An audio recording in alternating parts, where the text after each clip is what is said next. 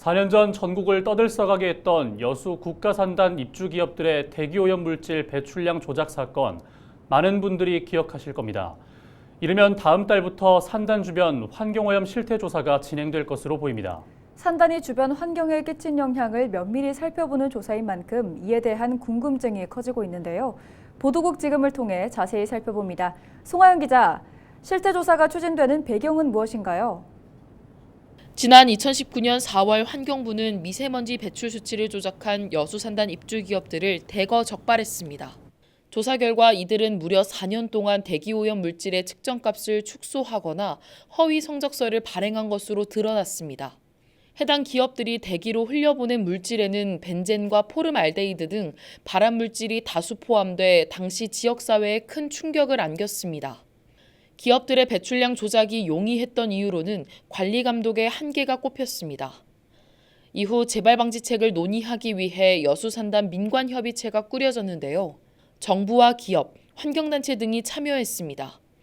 민관협의체는 지난 2021년 9개 항목의 권고안을 확정했는데 이 가운데 하나가 바로 주변 환경 오염 실태조사입니다. 이를 추진하기 위한 예산은 배출량 조작 기업들의 분담금으로 충당하기로 했는데요. 최근 이 규모가 확정됐습니다.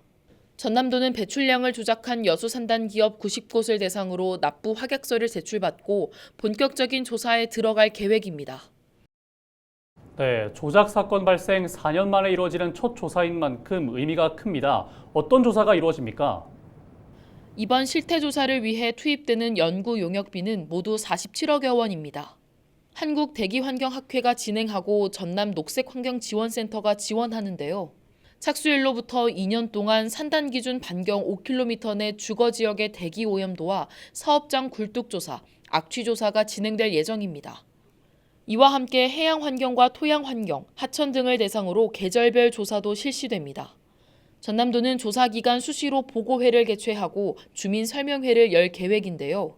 전남도는 조사 결과를 토대로 대기오염 배출 저감을 위한 기업의 대책 마련을 촉구하고 감시 체계 등을 개선할 방침입니다. 네, 철저한 조사를 위한 지속적인 관심도 필요해 보이는데요. 어떤 것들이 과제로 남아 있나요? 이번 실태 조사를 위해 기업과의 합의점을 도출하는 과정에서 우여곡절이 많았던 것으로 나타났습니다. 그동안 기업들은 비용 부담과 용역업체 선정 등에 대해 제동을 걸어왔는데요. 그 결과 당초 예정됐던 조사 범위보다 축소되거나 조사 기간이 단축되기도 했습니다. 이렇게 지금 일하고 있는 방식을 환영하지 않는 입장이에요. 그 공간을 기업들이 거부한다 그래가지고 기업들 입맛에 맞게 자꾸 수용을 해줘버리니까. 또 9개 권고안 가운데 환경오염 실태조사와 함께 핵심으로 꼽히는 주민건강 역학조사의 경우 아직까지 진척이 없는 상황입니다.